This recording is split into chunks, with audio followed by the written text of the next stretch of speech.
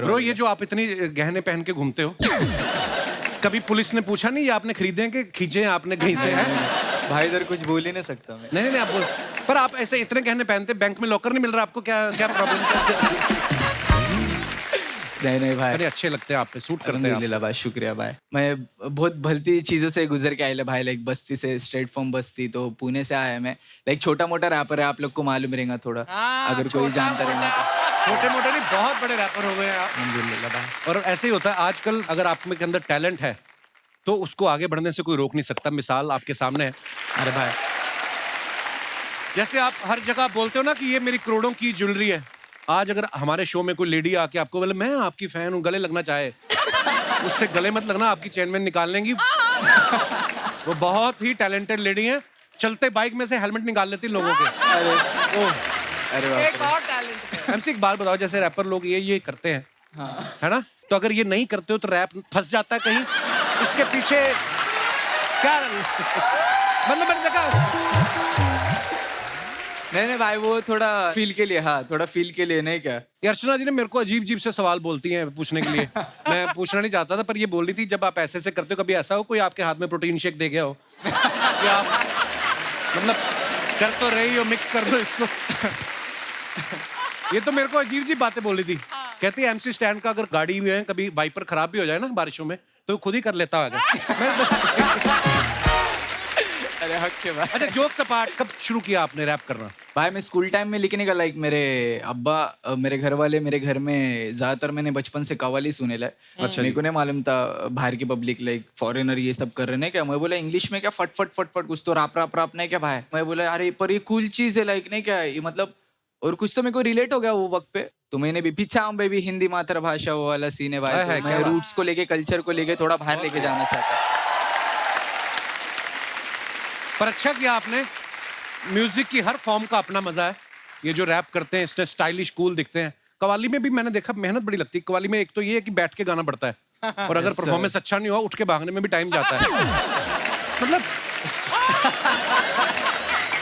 शेरवानियां पहन के, मतलब मैं तो बड़ा फैन हूँ कव्वाली सिंगिंग का भी। सेम पर बहुत अच्छा लगा एमसी स्टैन, आप हमारे शो पे आए, बहुत बहुत स्वागत है आपका। शुक्रिया भाई, और मैं अब बुलाते हैं आज के दूसरे मेहमानों को, जिन्होंने सोशल मीडिया में अपने कंटेंट से खलबली मचा रखी है। आप सबकी जोरदार तालियों के बीच please welcome mister Bhuvan Bam, mister Harsh Gujral and Dolly Singh. जोरदार तालियां।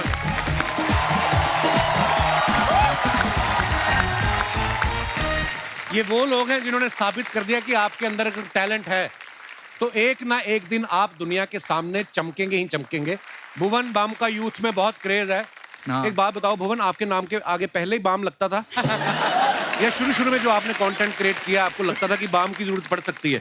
मैं स्कूल के दिनों में बहुत परेशान था इस नाम से। अच्छा। क्योंकि बहुत लोग कहते झंडू बाम। हाँ, ऐसा बोलते थे। मेरे बड़े भाई, वो 4 साल बड़े हैं, सेम स्कूल में थे। हाँ। रोज रोता था मैं वापस आके कि आज फिर यार झंडू बाम बोल दिया। उसने बोला एक ऐसी चीज बताऊंगा वो करियो, उसके बाद कोई कुछ नहीं बोलेगा। अच्छा। और वो दिन और आज का दिन है, किसी ने बोला ही नहीं। क्या किया? अच्छा। स्कूल में गया, किसी ने बोला और झंडू बाम, मैंने कहा लग जाऊं। बहुत सिंपल नुस्खा था वो, और वो ऐसा काम किया। एक तो है ना कि आप खुद पे जोक ले लेते हो एक बार, फिर कोई बोलता नहीं, उसके बाद कोई नहीं बोलता। हाँ। Very important. अच्छा, आपको पता है भुवन जो है पहले इंडियन है जिन्होंने यूट्यूब पे 10 मिलियन से ज्यादा सब्सक्राइबर क्रॉस किए। अभी कितने हो गए भुवन? अभी ये जब ऑन एयर होगा उसके बाद 27 हो जाएंगे शायद। Oh wow. पता है अर्चना जी भी यूट्यूब की दुनिया में कदम रखना चाहती हैं। इंस्टाग्राम की दुनिया में बहुत सक्सेसफुल रहने के बाद अब ये चाहती हैं कि मैं यूट्यूब से भी कमाई शुरू करूं। कमाई? तो आप इनको कुछ टिप्स दे। अरे मोनेटाइजेशन होती है। अब आप तू करता है, मैं तो नहीं करती। मैं कहाँ? भुवन गिव मी सम टिप्स। देखा आ गई ना बात में। मैं आपको एक बात बताऊं, इन्होंने एक लड़का रखा था बीच में वीडियो बनाने के लिए।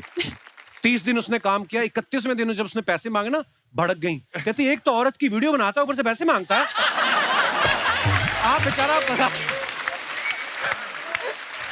कहती ज्यादा पैसे मांगे पैर के नीचे कुचल दूंगी कमीने। वो बेचारा आया नहीं उसके बाद। तो कोई टिप्स दे दो इनको, मतलब ऐसे टिप्स। आप जो इंस्टाग्राम पे रील्स बनाते हो, हाँ। अभी वो यूट्यूब पे शॉर्ट्स के नाम से आ गए। शॉर्ट्स। तो आप उसको शॉर्ट्स पे डाल दो। अच्छा, शॉर्ट्स। व्यूज तो आते ही आते हैं, और अच्छा। बहुत व्यूज आते हैं, पैसे भी कमा सकते हो। मैम आप अपनी वीडियोस इसके चैनल पर डलवा दो, आधे आपके हैं। कोलैब पे बहुत आते हैं। ये अच्छी डील हो रही है यहाँ पर कपिल। सर भुवन के YouTube चैनल का नाम है बीबी की वाइन्स। तो आप शुरू से कलाकार बनना चाहते थे, आपका ठेका खोलने का भी मन था? ये भी किस्सा है। अच्छा। मेरे रिश्तेदारों को जब तक कुछ नंबर्स आ नहीं गए, उससे पहले उनको लगता था कि मेरा ठेका ही है। अच्छा। वाइन्स, हाँ, क्योंकि वाइन्स किसी को पता नहीं। सबको लड़का लगता है ऑनलाइन शराब बेचता W है। और V में फर्क नहीं था। क्या बात है, बहुत अच्छा। अच्छा, हर्ष गुजराल इतने पॉपुलर हैं, ये इनका अलग ही की फैन बेस है। अच्छा, नाम सुन के लगता है कि वो करोड़पति होगा जिसके 10 धंधे चल रहे हैं। गुजराल बैठ साहब के खाता होगा। अच्छा, इतने भारी भरकम सरनेम के साथ हर्ष गुजराल साहब, ऐसा लगता है अपने ही चार्टर से आया बंदा। तो ऐसे नाम के साथ स्टैंड अप कॉमेडियन बनने का कैसे सोचा आपने? सर एक्चुअली बीटेक कर ली थी। अच्छा। और बीटेक के बाद बहुत जरूरी होती है नौकरी। जो मिल नहीं रही वो थी। मिल नहीं रही थी मैडम, अब सबको तो नहीं मिलती है ना।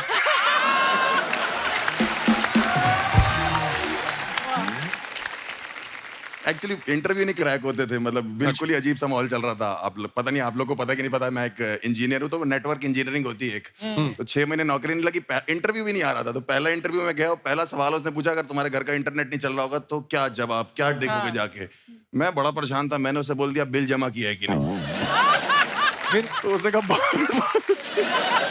कहता कोई लैन, कोई मॉडम, कोई इंटरनेट होती है कि नहीं होती? मैंने कहा 6 महीने से नौकरी नहीं लग रही, गरीब आदमी और क्या सोचे। हाँ, बात तो बिल्कुल ठीक बोली। बिल पे तो फिर वहां नौकरी नहीं लग रही थी। फिर धीरे धीरे करके ऐसा लगा, लोग कहने लगे कि तुम कर लोगे, फनी हो, लोग तो कहते ही रहते हैं। तो गुजराल साहब का तो ये है कि एक हमारे वो भी रहे हैं, प्राइम मिनिस्टर साहब रहे हैं। लोगों को लगता है मैं उनका रिश्तेदार हूँ। अच्छा। फिर मैं उनको अपने घर बुलाता हूँ तो वो कहता है तुम्हारे तो अपने रिश्तेदार भी तुमसे बात नहीं करते। कईयों को तो आप विक्की कौशल के भी रिश्तेदार लगते हैं कि नहीं?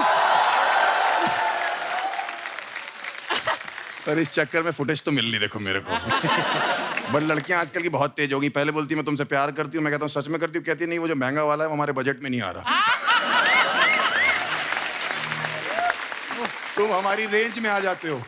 मैं कोई मंगल बाजार में बिकने वाली सैंडल हूँ? तुम हमारी रेंज में आ जाते हो भाई।